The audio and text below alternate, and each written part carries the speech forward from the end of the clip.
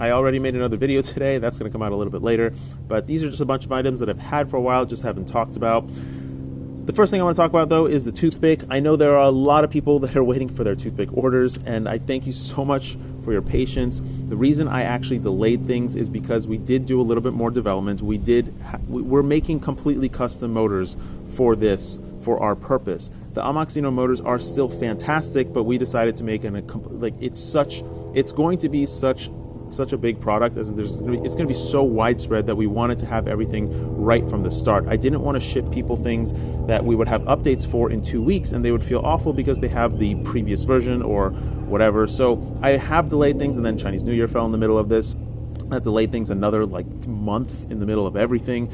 And so it is coming. I am expecting things to ship by the end of this month, by the end of March. I can't confirm that because all we are doing is just waiting on manufacturing. But anybody that ordered at least one set of motors will get a spare motor as a thank you. The new motor is also a 4-hole mount motor, so anybody that ordered a frame with the motors will be getting just the 4-hole mount frame as well. I'm going to try to accommodate everybody. I'm going to be going through all the orders one by one by hand, combining. It's going to be a lot of work for me, and I did jump the gun. I've also stopped releasing any information about the toothpick because there have been so many copycat projects that sprung up overnight, and we have done a good amount of work on this, so we want it to be ours. And even when it does come out, we're not going to be sharing a whole lot of information. People can just figure out as they please, because I really do believe that this class of product is going to be very, very big this summer, and it's going to be awesome. Okay, so moving on. This is the new Furious module. Ugh, I'm going to dump everything off my balcony here.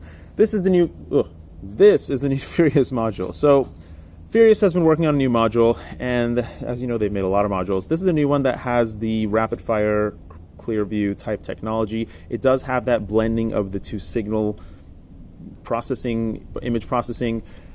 They sent it to me a couple of weeks ago, and I've been messing with it and playing around with it. I have given them a ton of feedback. This is not a review in any way. This is a prototype model, and I've given them, like I said, a ton of feedback stemming from their plastic casing, which they've made a number of now, and it still doesn't fit the goggles flushly and cleanly, to their menu layout, and just how many menus there are that are not necessary, to just every aspect of this. The actual technology that goes into it is fine. The video processing is great. All that is great, but it's just lacking the user experience. The Rapidfire module has such an excellent user experience. I'm really impressed with how good the user experience is on the Rapidfire. I would still recommend that no matter what, because I do believe that that's the number one module to me, and that's the only one that I will fly, and that's the only one I recommend, because why would you go for a second-rate module? What I recommend in goggle modules is either get the very best or just get a $20 one or a $10 one. The stuff in the middle just doesn't make sense, because if you're going to be doing any kind of risky flying in areas where there are trees, or you might get your quad stuck or lost in the mountainside, you don't want your module to be the weak link. So I have given Furious a whole lot of feedback. I hope they do well with my feedback, and we'll see what happens with it. But stay tuned, because this module is coming. I don't know what new features they're going to be adding to it. It does have a lost quad finder, which is pretty cool. But yeah, just stay tuned about that. Next thing, let's see. Okay, this is the next, I think, is the next highest profile. So this is a DVR recorder from FXT. The special thing about this recorder is that it records in 60 frames per second, which is pretty awesome, because we've been doing everything in 30, or it's not even 30, it's like 26 frames per second on all of our DVRs. So it's really, really cool to see a 60 frame DVR. However, the quality is not any better. It's pretty much exactly the same quality. It's just 60 frames per second. I really would have liked to see solid 30 frames per second with a higher bit rate, or just quality rate of recording. However, at least we get something that's better than what we have in our goggles. This thing works fine. The issues that I have with it is that it doesn't have, you have to have a separate receiver just to use this. There's no video out on goggles to be able to just plug. Some of them have them, but some of them don't. It's not as easy to use as I would like. It also stops recording randomly sometimes, just like some of those Chinese GoPro-like cameras. They just totally stop recording for some reason. But it is nice that they do have this technology, and they have shown that it is possible, and I hope to see some better DVRs in goggles, it would be awesome. We're still waiting for the Orca goggles. I'm still wondering where those are. I'm really, really looking forward to them. Okay, so then the next, I guess, highest profile, actually that wasn't the highest profile product. This is probably the highest profile product. So this is the new antenna from TBS. I've had these for a couple months now. I put my camera on the wrong side, so I don't know where the lens is. I've had these two for a couple months now, and I have tested them kind of extensively. Now, I don't race. I'm not a racer, and these antennas were specifically designed for racing. They work. So, okay, the reason why I'm apprehensive about discussing these is because I don't know if we need them. I don't know if there's a really big issue with racing antennas as is. I think this smaller one will actually be really nice if you put it on a nice TPU mount that can flex. It's not going to break, and it's probably going to be more robust than the antennas we have right now. The larger one is a little bit large, and I definitely see this breaking in a crash, especially with the way they expect you to mount it, which is with this this aluminum bracket here. As for the signal quality and range, the range is everything about that is great. I wouldn't recommend these for acro. They're not acro antennas at all. They do have a lot of weird null zones, and if you're like behind trees and doing weird things, they don't quite give you as even of an orb of radiation from your quad. But they are going to be great for racing. I think in an open field, if that's the kind of racing you do, these are perfect for those. But I still struggle to see the value in switching to an antenna like this, because like I said, I don't know if people have problems with the existing antennas, but maybe they do. Here's another option. All right, so then let's look at these things. So this is a watch, a FPV watch from TopSky. And it's cool because it has an MMCX connector built into the watch, which is super nice. I really actually do appreciate that a lot. The screen quality, unfortunately, is not quite as good as the G-Tang from way back when, which has legendary reception with its crappy little antenna. But yeah, it's another watch. The G-Tang doesn't do race band, and it doesn't do a lot of channels, whereas the new TopSky does do a lot of channels. If you're looking, these things are awesome for like other people that want to watch things, or just if you want to watch other people fly. They're just so convenient to use. And the TopSky actually comes with a little attachment to attach it to your controller as well, if you want to do that. So that's pretty cool. If you want to get an FPV watch, you have more options. Okay, and then the other thing is this battery. This is a UAF battery. I actually got this from Banggood, and I got it because it's a 1000 milliamp. I don't really care about the C rating, but I got it because it's a 1000 milliamp battery and it's 6S, and so it's a little bit lighter than some other batteries, and I really like the 1000-ish size.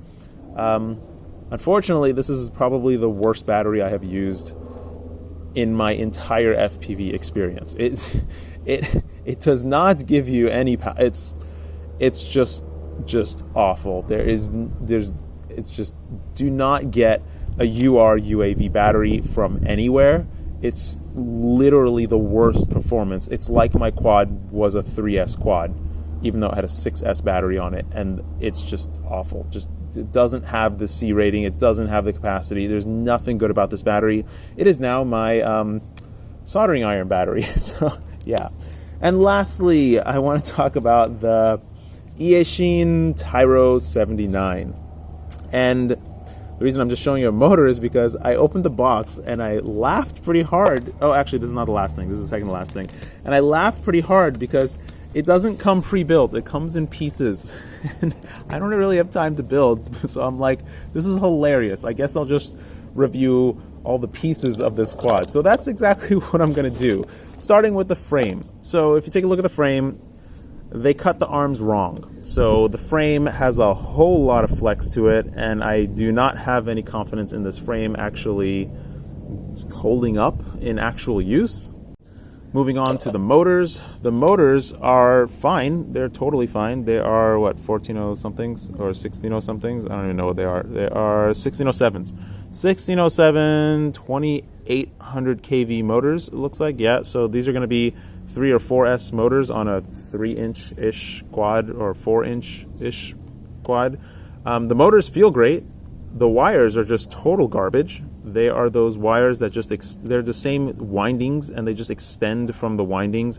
And so if you cut these wires, you will have a really hard time trying to resolder them. So I recommend you don't cut them. However, they do come pre-cut and the correct length for the quad. So if you are planning on building the quad, I guess that's not such a big deal. As for the stack that it comes with, it's just a random company's stack. It looks totally fine. I have no idea if this is going to hold up or not to any kind of abuse or even to building. It does seem to have BLheli S. Yep, S. Yeah, D-Shot. BLheli S, D-Shot. Whatever it is. It does have the rubber standoffs, which I do like. I do appreciate the M2 rubber standoffs for the flight controller. But yeah, if you guys want to see me build this, let me know. But otherwise, I'm not going to be building it. I might just give it away. I mean, I wouldn't recommend this setup. After seeing the frame and the motors, I don't think it's worth even buying this or building it. So I just stay away from this. Eachine makes some good things and some questionable things. And the last thing is this. This is the TopSky Prime1S. And I've had this for many months now. I haven't made a review video on it because it's just not that great. It's really hard for me to say that because the TopSky company actually came here to the United States for CES, and they brought me this with the watch, and we discussed things, and we discussed what they can do with their goggles and where they could go, what direction they can go in. And I tried these, and the problem with these, everything about the goggle is fine. I'm not really a big fan of the battery being built in, but that doesn't really matter. Everything is great. The main issue is the convergence of the lenses. When you put it on your face, you feel like you're kind of cross-eyed or not cross-eyed. It just doesn't, the screens just don't line up. I think they're just parallel, the views. They don't have any convergence at all. Or maybe the screens are like further out, so you just feel weird looking at the screens, and it gives you a headache. Also, the optics are such that they don't focus the lens for a short distance. So your eyes have to compensate quite a bit for the compressed distance from the lens to the screen. So all in all, the goggles themselves are fine. The screens are not high resolution, they're low resolution screens, but this is a $100 goggle. The problem is the optics and the setup of how you put it on your face and how you use them that I don't like, and it's a no-go for me. If you're gonna spend $100 on a pair of goggles, you might as well just go all the way and spend the $300, $400 on whatever goggle that's high-end, because this is an item you only buy once for 5 years.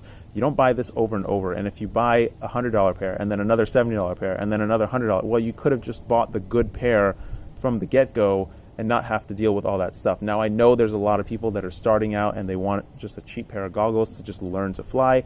For those people, I would recommend get a $50 pair. There's a $50 pair of Eachine something or other, $50 or $60 pair of Eachine something or other that's sold like up to 100 million of them, and they're fine. They're great. They work fantastic. It's one big screen. They have a Fresnel lens in them. It's not the best experience, but it is an experience, and they're definitely usable.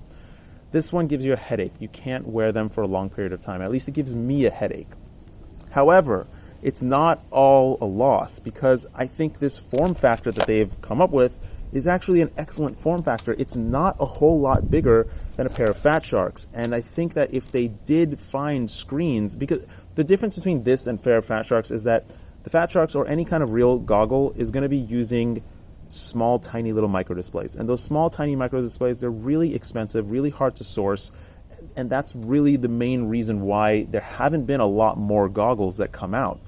Also the optics, but it's primarily the screens, sourcing the screens and getting good screens. That's why it took Fat Shark forever to come out with their OLED screen, and I don't know why they don't update anything else, but I know it took them a long time to make that and get that out the door. However, if this company is able to find slightly larger screens that have the resolution that we want in a decent quality LCD, and they put it in a form factor like this with optics that worked properly, it would be a lot cheaper, because the screens, hopefully they can find a product that already has screens that are the correct resolution and size. I think maybe there might be a smart watch out there that uses a good size screen for a goggle product like this, if they were to find that and put it in a form factor like this, they could potentially sell a very, very premium quality experience for a much, much lower price, because they're selling this for $100, whereas Fat Sharks are 400 plus with the module and all that other stuff. Now, I also don't like the built-in module, but whatever, that's a different story altogether. I don't think this is a complete loss, and I do hope that they continue working in this direction, but it all depends on what screen they find, if it's the correct resolution, if it's the correct size, if it's the correct pricing, and if it's the correct quality. Most importantly, quality. The resolution of the screen is important, but the quality of the pixels and the quality of the contrast ratio and the way the screen works is paramount. And I know we don't really focus on that, and a lot of these FPV cameras just focus on whatever TV lines and whatnot, but the quality of these components that we actually use on a very regular basis almost every day. A lot of people fly almost every day.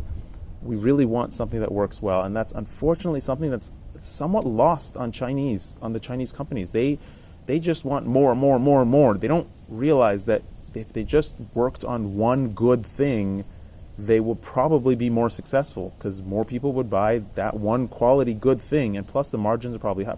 Whatever, totally different story. I hope this was helpful. I know I have some other stuff that I forgot to bring out here, but floss your teeth, please, for now. There's a lot coming with the toothpick, and I'm working on the toothpick HD as well, and that's looking really, really freaking good. And the SpeedX, whatever, that new SpeedX Whoop, also looks really good. I haven't gotten one yet. Sergio has one for me. I'm going to go pick it up in a minute. Okay, take care. Bye.